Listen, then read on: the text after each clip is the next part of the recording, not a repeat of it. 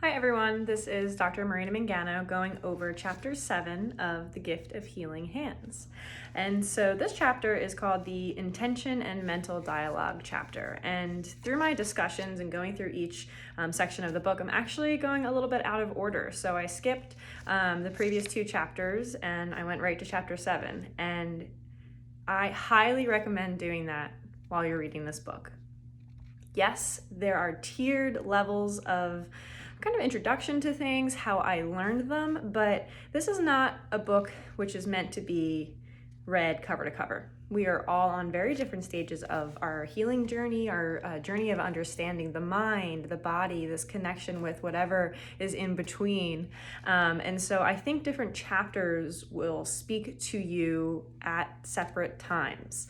So I can give, of course, my experience of the lineage that I learned them, but if for some reason you're just really dragging through one of the chapters and your eyes are kind of glazing over the words, there's probably a reason. So try not to just power through it. Maybe you need more processing and application time from a previous section. Or go to the index, flip through, see if there's a different topic that really speaks to you at that time. And for me, after the acupuncture chapter and becoming a healer, I really wanted to kind of go into some of the mentality work of chapter 7. So this chapter is a really interesting accumulation of teachings that I was exposed to in undergraduate programs, as well as chiropractic and then after chiropractic. So it's really a cool opportunity to be introduced to some of the sciences, as well as just some of the stories that I've witnessed people asking me questions and having some really powerful healing experiences using things like affirmations or mantras or meditation, so guided visuals. There is a meditation and yoga chapter, but this is more so the self-perception visuals, the self-perception changes, the rewiring of those internal seeds, files in our brain that actually can heal your pain, can change your body composition over time. So it's a really interesting follow-up to some of the previous chapters. And I started right off with describing the power of affirmations. And I think there is this kind of hokey, almost cynical outlook on affirmations now, because we've used these words too much. There's too many memes. There's too much on Instagram about, bring light into your life via affirmations. So I wanted to break down what the statement of an affirmation means. And I very specifically use this healing process in a lot of my patient interactions in Tulsa.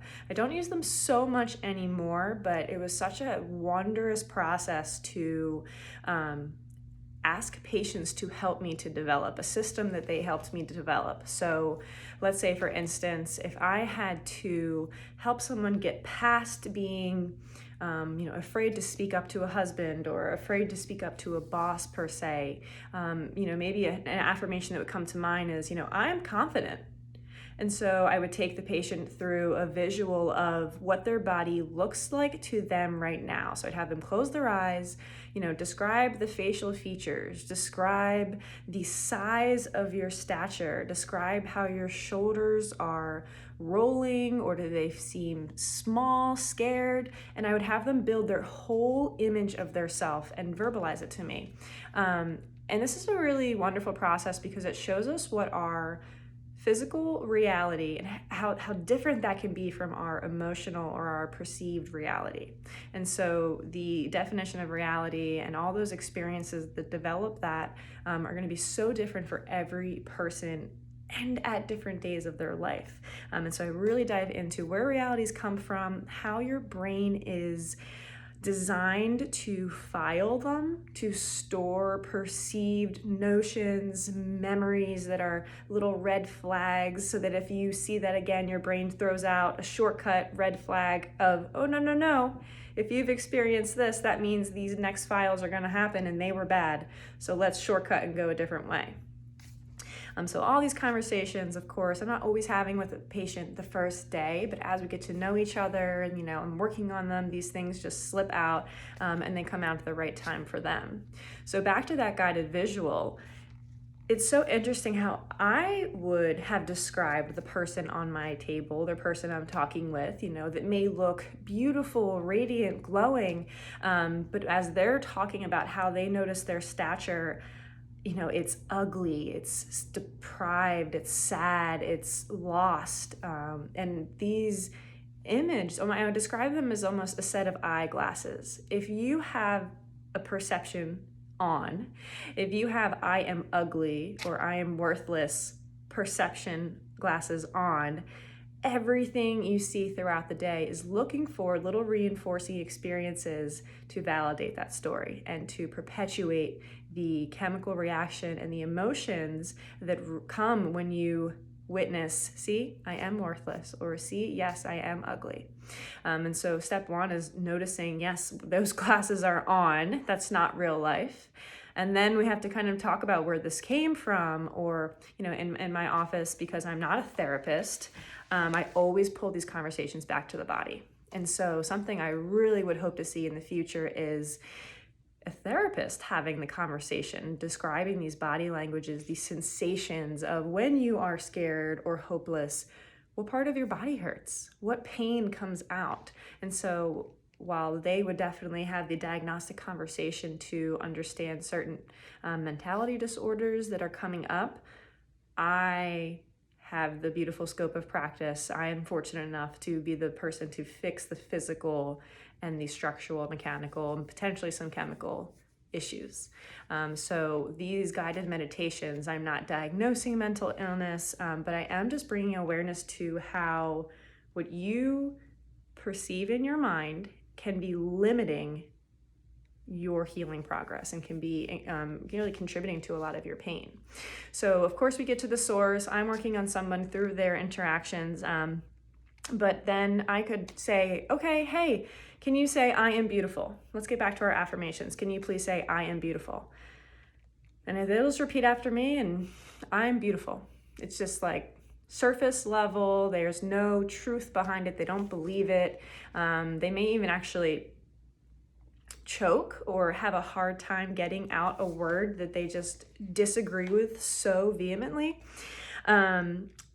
And so that to me says, there's some emotional block, there's some brain block that will not allow you to get past this barrier to even recognize the physical, mental sensation of what beauty feels like, or what worthiness feels like.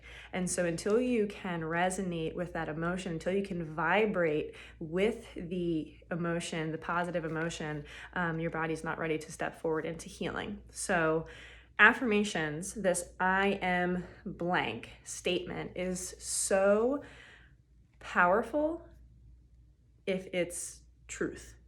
If you at your core believe it to be true, believe it to be worthy and potential possible of attaining. So I actually, in the book, I talk about I am rich, like, create abundance in your life and use these affirmations to manifest abundance. That is wonderful, but if you're in a really negative standpoint in your life, but you just have these little post-its all over your wall of, I'm beautiful and I am high vibes, but it can't even get into your brain because you just have this wall of I'm negative and I'm worthless and I'm lost and I'm failing. So I dissect an affirmation throughout the beginning of this chapter, what an I means. This declaration of this absolutely pure part of yourself, not a title, not the ego, but what does I mean to you? And that one's really not going to change. That's not I am a daughter, I am a woman, I am a doctor, these are all just titles that once we have on ourselves, we have to behave like, or we have this notion of what that trajectory of life is going to take. So this is the just absolute essence of yourself is an I. The I am, the M is more taking taking responsibility or owning whatever that first self was. And so I really get into detail about, as you go through this mentality process of dissecting the I am statement, if you can really get down to the nitty-gritty with those two, whatever those two are, the third word shouldn't even matter. Because once you understand and you allow your body to feel and be involved and participating in just defining and intentionally witnessing your definition of an I and the M, it's so loving, it's so pure, it's so high vibrational that the verb, the adjective, afterwards, it doesn't even matter. So, but that's where we reinforce a statement, we reinforce an affirmation. It's just a nice reminder of, I am learning, I am trustworthy, I am, ascending comes to mind, and just I'm afraid to even use these stigmatized words like affirmations, ascending, woke, awakened, these words that have just been overused, and I tend to always reel back to, don't say trigger words that would make somebody stop talking about this kind of stuff because they think I'm woo-woo. But the third word in the equation and the affirmation really does add a stamp of approval to your personal declaration of self. So, I describe why these words for positive change have such a chemical, physical, and visual effect in your body and in your movement.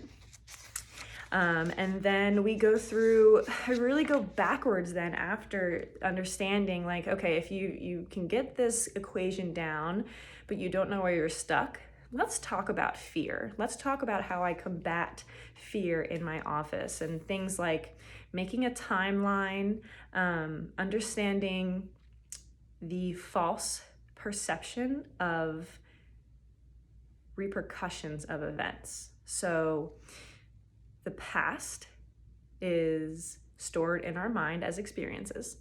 And there's good, there's bad, there's neutral, like doesn't affect us, doesn't add to our experience.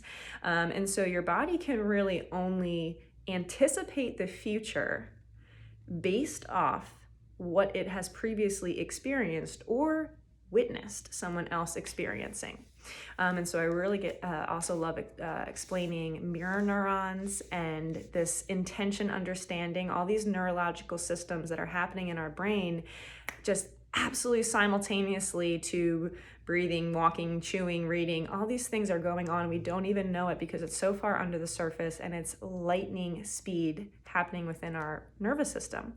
And so, mirroring neurons starts at a young age. I talk about some development of when we notice that we're separate from a parent, when we notice that that we're absorbing movements from other humans, the empathetic aspect of absorbing what someone's experiencing.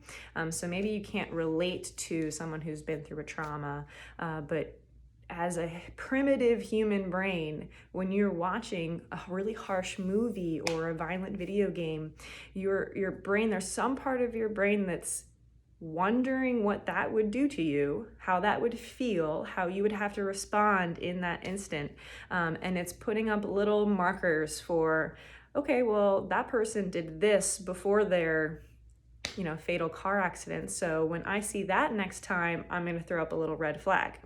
And so all these things happen. And the next time you're driving on the road and your stomach just hurts all of a sudden, and you think it's, the coffee you had that morning, you don't know what your brain is talking to you and saying to you. So while we are just overwhelmed with stimulus throughout the day, something called the reticular activating system, it is an ascending system in your brain, nerve path in your brain.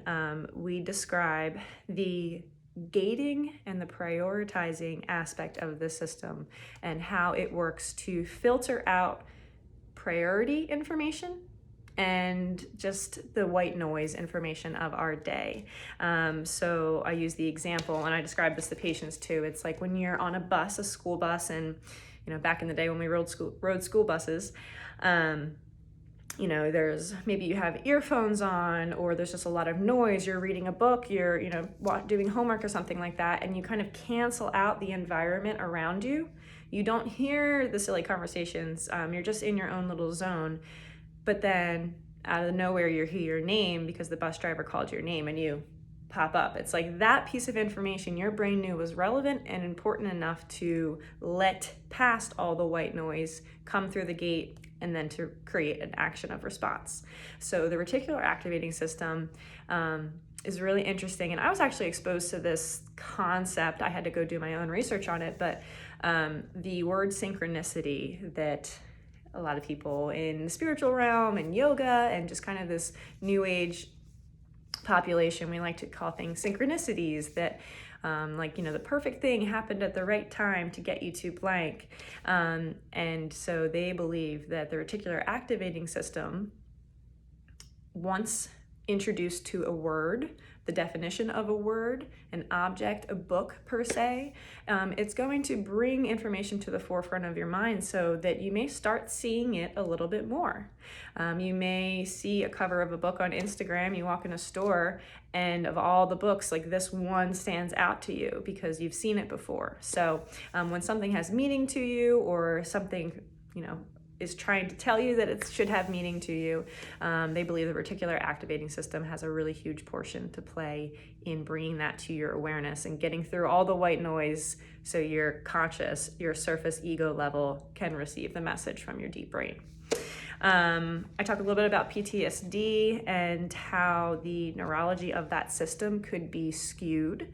So someone may have a lower threshold of what is an emergency, meaning that a smaller trigger would come up through that gate and would alert the brain sooner or with a inappropriate response than someone who has not suffered a trauma. And so I close up this chapter with something called the trans-theoretical stages of change. This is a behavior model that I learned in a really wonderful class at my undergraduate studies. And the stages of change were designed for witnessing the patterns of someone trying to quit smoking. And this was a long time ago, and the research project, who knows if it would be even relevant now, but for some reason this just always stuck in my mind. As a calculated person, I like timelines, I like organization, and so the 6 stages of change are in depth described in the book. Each of them have a kind of a cyclic aspect to them. If you successfully work out of one, you go into number 2, 3, 4, and maybe you relapse and start again, but you're always trying to work around this circle. And so I use this probably most often than anything in this chapter in my office, because I hear so much about people's woes and the things that are stressing them in their life, because I set the stage for it. I set the environment that asks and gives weight to what's going on in your life and in your heart and in your mind is so relevant to me as I'm working on your body. It should almost be, the top of my new patient questionnaire, like, what crazy change or stressful thing happened in your life the day that this neck pain started?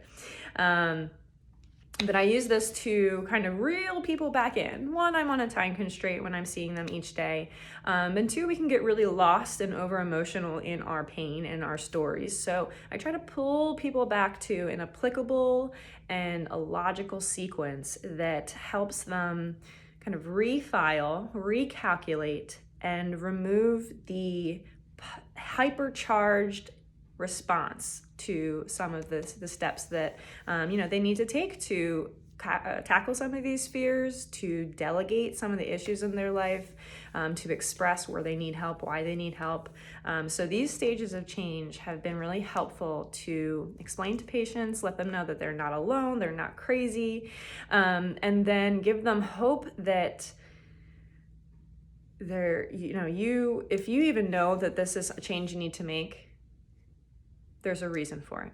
And if it's come up to you, if your body is trying to tell you something and you feel better when you start listening, there's obviously a truth in that no one around you is going to be able to talk you in or out of. You can only feel positive reactions to a decision in your mind.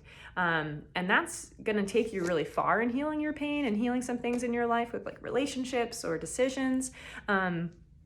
But until that mental decision comes out of your body, and I say in the book, until it's verbalized to the people it's going to affect, it can't finish, it can't process. Your body will not be at ease and at that peace until this, mental change or this mental affirmation, this declaration is expressed and is released out of your body, out of your system. I have some really wonderful stories of just the patients that have helped me learn some of these things, the great friends who, have recommended some really powerful books. Fear Meets Wonder and Rise, Sister, Rise, Agency, the powerful art of agency, behaviors of, what's the word? 7 highly effective behavior, the behaviors of highly effective people. All of these books are all in here somewhere from a quote in the resource section. So I hope that, like all chapters of this text, this guide, that one, you heal from just being exposed to the information. Your reticular activating system will now be introduced to a new word. So the next time someone is talking about it over your shoulder, you turn around and you've heard that word before. It comes to your conscious mind quicker. That you use this as a kind of a take-off direction for doing your own research or reading a different book that may be the better spokesperson for you or just that aha word for you. But I really think it's such a great housing aspect for a lot of resources and a lot of smart, wonderful, healthy people. So I hope you enjoyed the chapter as much as I did. Remember, give yourself a little bit of grace if it takes you a long time to get through it or you kind of step away from it. Trust that something in life may want you to process before you move on in this book, or share it with someone else and you move on together. So please let me know if you have any questions. Have a great night. Bye now.